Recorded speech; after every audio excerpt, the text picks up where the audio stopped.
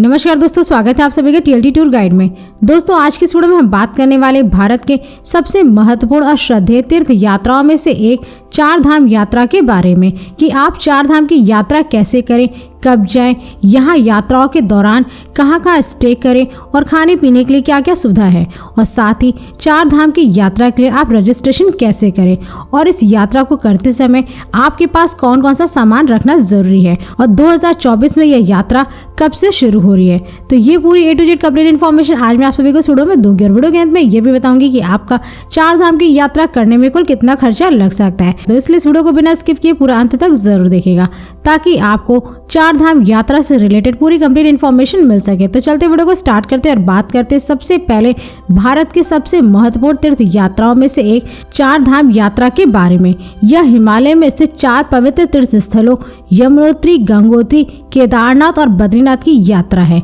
जो हरिद्वार से शुरू होकर के हरिद्वार पर ही समाप्त होती है। इसलिए हरिद्वार को चार धामों का प्रवेश द्वार भी कहा जाता है और दुनिया की सबसे पवित्र तीर्थ यात्राओं में से एक इस चार धाम यात्रा को छोटा चार धाम यात्रा के नाम से भी जाना जाता है। और केदारनाथ धाम 12 ज्योतिर्लिंगों में से एक भगवान शिव जी को समर्पित है, तो बद्रीनाथ धाम भगवान विष्णु जी को और गंगोत्री धाम माता गंगा तथा यमुनोत्री धाम माता यमुना जी को समर्पित है। इसके अलावा एक और चार धाम भी है जो आदि गुरु शंकराचार्य द्वारा स्थापित किया गया था, जिसमें उत्तराखंड में बद्रीनाथ, गुजरात में द्वारका, उड़ीसा में जगन्नाथपुरी और तमिलनाडु में रामेश्वरम स्थापित है, जिनके दर्शन करने के लिए श्रद्धालु देश विदेश से आते हैं। और साथ ही चार धाम यात्रा का हिंदू धर्म में बहुत ही अधिक धार्मिक महत्व है, जिससे कि यह माना जाता है कि प्रत्येक हिंदुओं को अपने जीवन काल में कम से कम एक बार चार धाम की यात्रा तो जरूर करनी चाहिए। दोस्तों, अब बात करें कि आप इन चार धामों की यात्रा करने कब जाए। वैसे तो आप यहाँ पर कभी भी किसी भी समय जा सकते हैं, लेकिन चार धाम की यात्रा करने का सबसे सही समय अप्रैल मई से लेकर के अक्टूबर से नवंबर तक के महीनों का माना जाता है, क्योंकि इन महीनों के दौरान यहाँ पर बहुत सारे त्यौहार होते हैं जो कि बहुत ही धूमधाम से मनाए जाते हैं। और साथ ही अप्रैल मई में अक्षय तृतीया के दिन इन चार धामों का प्रवेश द्वार खुलता है, जिससे कि यहाँ पर अप्रैल मई जून में दर्शन करने के लिए लाखों करोड़ों की संख्या में श्रद्धालु पहुँचते हैं। और जो लोग यहाँ भीड़ भाड़ से बचना चाहते हैं तो उनके लिए चार धामों की यात्रा करने का सबसे सही समय सितंबर से नवंबर तक के महीनों का माना जाता है, क्योंकि इन महीनों के दौरान गंगोत्री, यमुनोत्री, केदारनाथ और बद्रीनाथ जी के दर्शन करने के लिए काफी कम श्रद्धालु जाते हैं और मौसम भी काफी सुहावना रहता है। और साथ ही दिवाली के बाद यहाँ के कपाट बंद भी कर दिए जाते हैं, क्योंकि सर्दियों के दौरान यहाँ पर काफी ज्यादा बर्फबारी होती है, जिससे कि यह मंदिर 6 महीनों के लिए सर्दियों तक बंद रहता है। दोस्तों, अब बात करें कि आप इन चार धामों में गंगोत्री, यमुनोत्री, केदारनाथ और बद्रीनाथ के दर्शन करने कैसे पहुंचे। वैसे तो यहाँ पर यात्रा शुरू होती है यमुनोत्री से,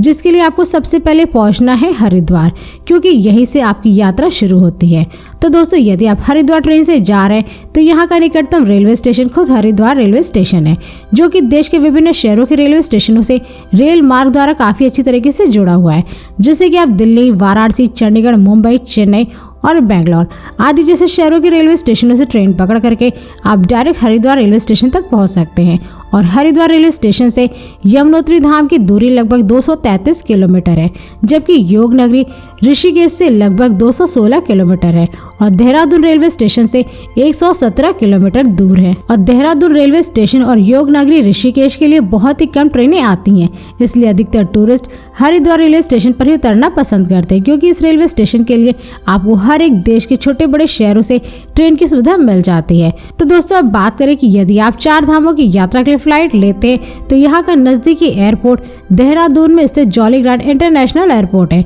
जो कि देश के विभिन्न शहरों के एयरपोर्टों से एयरलाइंस के द्वारा काफी अच्छी तरीके से जुड़ा हुआ है, जैसे कि आप दिल्ली, वाराणसी, मुंबई, चंडीगढ़, अयोध्या, बैंगलोर और चेन्नई आदि जैसे शहरों के एयरपोर्टों से फ्लाइट पकड़ करके आप direct jolly grant international airport तक पहुंच जाएंगे। और इस एयरपोर्ट से बारकोट की दूरी लगभग 150 किलोमीटर है, जिसे आप बाई बस या रिजर्व टैक्सी के थ्रू पूरा कर सकते हैं। और अगर आप देहरादून एयरपोर्ट के बाहर से बारकोट के लिए बस लेते हैं तो उसका चार्ज लगभग 300 से 400 रुपए पर पर्सन होता है और रिजर्व टैक्सी का चार्ज लगभग 2200 से 2500 रुपए तक होता है। और दोस्तों, यदि आप चार धामों की यात्रा बस से करना चाहते हैं तो इन चार धामों के लिए आपको डायरेक्ट बस दिल्ली, चंडीगढ़, वाराणसी, लखनऊ, देहरादून और हरिद्वार के विभिन्न शहरों से बस मिल जाएगी, जिससे कि आप इन शहरों से बस पकड़ करके डायरेक्ट चार धाम की यात्रा कर सकते हैं। इसके साथ ही अगर आप चार धामों की यात्रा करने अपने निजी वाहन, कार या बाइक से जाना चाहते हैं तो आप इन 4 धामों की यात्रा बहुत ही आसानी से कर सकते हैं,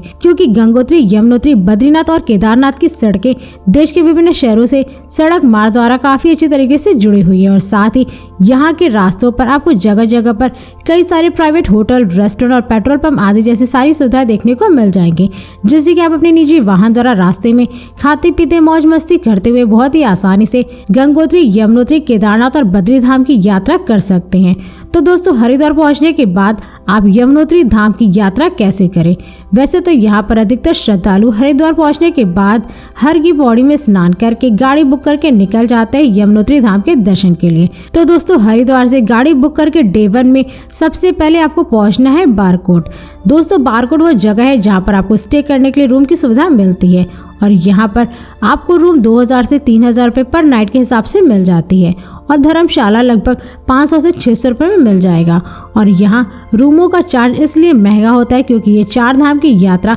5 से 6 महीनों का ही होता है और हरिद्वार से बरकोट की दूरी लगभग 192 किलोमीटर है, जिसे टैक्सी या बस से पूरा करने में लगभग 8 से 10 घंटे का समय लगता है। तो इस तरह से आपका पहला दिन कंप्लीट हो जाता है और फिर नेक्स्ट डे यानी कि सेकेंड डे आप बरकोट से टैक्सी बुक करके लगभग 45 किलोमीटर दूर निकल जाए जानकी चट्टी। दोस्तों, जानकी चट्टी वो जगह है जहाँ से यमुनोत्री धाम की पैदल यात्रा लगभग 6 किलोमीटर की शुरू होती है और जो लोग ट्रैकिंग नहीं करना चाहते तो उनके लिए यहाँ पर घोड़े, खच्चर और पालकी की सुविधा भी उपलब्ध है, जिसका चार्ज लगभग 1000 से 1500 रुपए तक होता है। तो दोस्तों, मंदिर पहुंच करके आप माता यमुना जी के दर्शन करिए, अपनी मनोकामनाएं मांगे और फिर दर्शन करने के बाद आप निकल जाए बरकोट, जहाँ पर आपको 1 रात का स्टे करना होगा और इस तरह आपका दूसरा दिन कंप्लीट हो जाता है। और फिर नेक्स्ट डे यानी कि तीसरे दिन डे नंबर 3 में आप फ्रेश होकर के सुबह सुबह निकल जाए बरकोट से उत्तरकाशी, जिसकी दूरी लगभग 81 किलोमीटर है, जिसे पूरा करने में टैक्सी या बस से लगभग 5 से 6 घंटे का समय तो लगता ही है।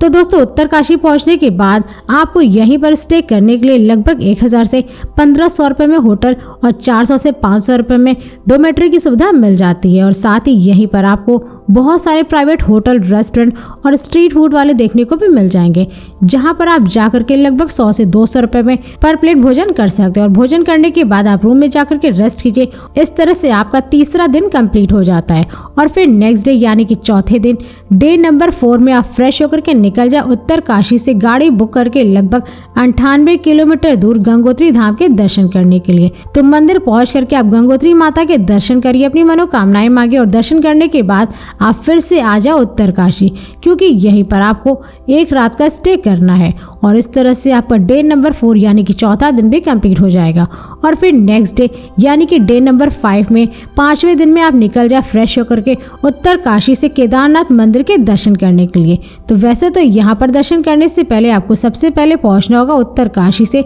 सोनप्रयाग, जिसकी दूरी लगभग 227 किलोमीटर है। तो दोस्तों, सोनप्रयाग पहुंचने के बाद आपको यहीं पर 1000 से 2000 रुपए में पर नाइट के हिसाब से स्टे करने के लिए रूम की सुविधा मिल जाएगी, जिससे आप बुक करके स्टे कर सकते हैं और साथ ही यहीं पर आपको खाने पीने के लिए भोजन की भी सुविधा मिल जाएगी। इसके अलावा अगर आप चाहे तो गुप्त काशी या सीतापुर में भी अपना स्टे बना सकते हैं और इस तरह से आपका डे नंबर 5 यानी कि 5वां दिन भी पूरा हो जाएगा। और फिर नेक्स्ट डे यानी कि अगली सुबह 6वें दिन यानी कि 6th डे पे आप निकल जाए फ्रेश होकर के सोनप्रयाग से 5 किलोमीटर दूर गौरीकुंड। 50 रुपए में टाटा सुमो बुक करके आप पहुंच जाएंगे गौरीकुंड। गौरीकुंड वो जगह है जहां से लगभग 16 से 18 किलोमीटर की केदारनाथ की ट्रैकिंग यात्रा शुरू होती है और जो लोग इस ट्रैक को करने में असमर्थ हैं तो उनके लिए यहाँ पर घोड़े, खच्चर, पालकी और हेलीकॉप्टर की सुविधा भी उपलब्ध है, जिसका चार्ज लगभग 2500 से 4000 रुपए तक होता है। और इस यात्रा को करते समय आपको अपने साथ कुछ जरूरी सामान को जरूर रखना है, जैसे गर्म कपड़े, छाता, रेनकोट, टॉर्च, मेडिसिन, खाने पीने की कुछ चीज़ें, पानी की बोतल, मोबाइल, पावर बैंक आदि जैसे सामानों को आपको जरूर रखना है। और दोस्तों, रास्ते में आपको जगह जगह पर खाने पीने की चीज़ें, मेडिकल स्टोर, रेस्टोरेंट और स्टे करने के लिए रूम की सुविधा भी मिल जाएगी। तो दोस्तों, इस ट्रैकिंग को पूरा करने के बाद आप केदारनाथ मंदिर में पहुंच करके गर्भगृह के अंदर भगवान शिव जी के इस 12 ज्योतिर्लिंगों में से एक शिवलिंग के आप दर्शन करिए, मत्थे टेकिए, अपनी मनोकामनाएं मांगे और फिर आप निकल जाए मंदिर से बाहर और यहीं पर आपको दर्शन करने के बाद 1 नाइट का स्टे बनाना है, जहां पर आपको स्टे करने के लिए मंदिर के आसपास में बेस कैंप की सुविधा मिल जाएगी, जिससे आप 500 से 600 रुपए में टेंट बुक करके स्टे कर सकते हैं। और इसके अलावा आप चाहे तो GMVN यानी कि गढ़वाल मंडल विकास निगम की वेबसाइट पर भी अपने रूम की बुकिंग कर सकते हैं। और यहाँ शाम के समय केदारनाथ धाम में बहुत ही भव्य आरती होती है, जिसे आप सभी को जरूर देखना चाहिए। और इस तरह से आपका डे नंबर 6 यानी कि 6वां दिन समाप्त हो जाता है।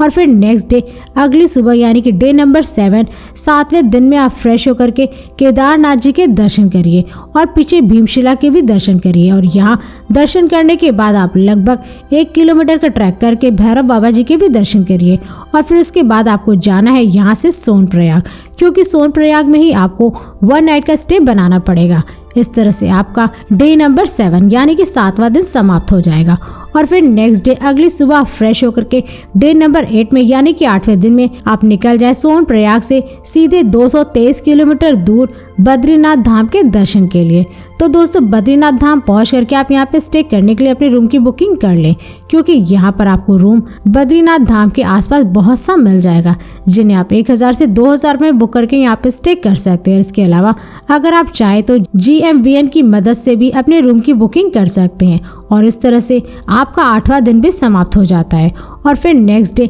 अगली सुबह यानी कि डे नंबर 9 9वें दिन में आप बद्रीनाथ धाम के पास में ही गर्म जल का कुंड बना हुआ है, जहां पर आप जा करके सुबह सुबह स्नान करके बद्रीनाथ जी के दर्शन करिए, मत्थे टेकी अपनी मनोकामनाएं मांगे। और यहाँ बद्री विशाल जी के दर्शन करने के बाद आप निकल जाएं 5 किलोमीटर दूर माना गाँव घूमने के लिए। दोस्तों माना गाँव भारत का आखिरी गाँव है, जिसे देखने के लिए अधिकतर श्रद्धालु और पर्यटक जाते हैं। और फिर उसी दिन आपको माना गाँव को घूमने के बाद आपको पहुंचना है रुद्रप्रयाग, जहां पर आपको 1 नाइट का स्टे भी करना होता है। और इस तरह से आपका 9वां दिन भी समाप्त हो जाएगा। और फिर नेक्स्ट डे अगली सुबह यानी कि डे नंबर 10 10वें दिन में आप होटल से चेकआउट करके फ्रेश होकर के निकल जाए हरिद्वार के लिए, जहां से आप अपने शहर के लिए बस, टैक्सी या ट्रेन की सुविधा ले सकते हैं। और हाँ दोस्तों, यदि आप इन 4 धामों की यात्रा करने के लिए हरिद्वार से बस लेते हैं तो उसका चार्ज लगभग 12,000 से 15,000 रुपये पर पर्सन। और वहीं ट्रैवल्स बुक करने पर इन 4 धाम की यात्रा करते हैं तो उसका चार्ज लगभग